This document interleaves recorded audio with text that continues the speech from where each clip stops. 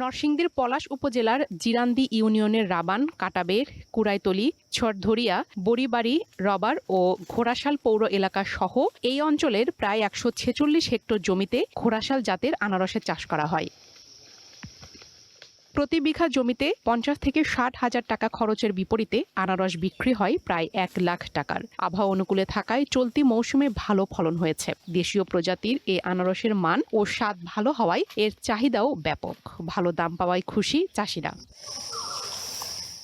তবে রাবানের আনারসের খ্যাতি নষ্ট করতে মাঠে নেমেছে এক শ্রেণীর অসাধু ব্যবসায়ী। বেনামি জাতের আনারস এনে রাবানের বলে বাজারে বিক্রি করছে তারা। এতে সুনাম ক্ষুণ্ণের পাশাপাশি ন্যায্য মূল্য থেকে বঞ্চিত হচ্ছেন চাষিরা। নির্মাণে নাম্বার 1 শাহ সিমেন্ট। আমার নিজের বাগানে আনারস খাইতে খুব সুস্বাদু, দামও কম। এখানের আনারস অনেক সুস্বাদু, অনেক সেন্ট ভালো, জিনিস অনুযায়ী অনেক দাম কম এই জায়গায়। সত্য বলতে এটার স্বাদ একটু বেশি, গ্রান একটু বেশি, স্বাদ একটু বেশি। অত্যন্ত সুস্বাদু, খেতে যেমন ভালো, এখানকার পরিবেশও অত্যন্ত মুগ্ধকর। রাবানের এরকম এই পরিস্থিতি আইসা এরকম পরিবেশে এগুলা খেতে আমাদের অনেক কমফোর্ট ফিল করি।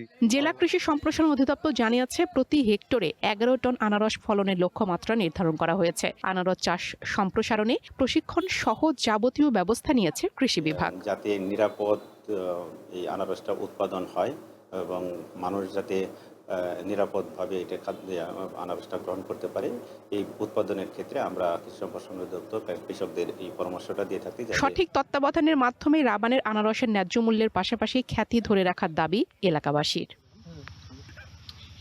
One national desk.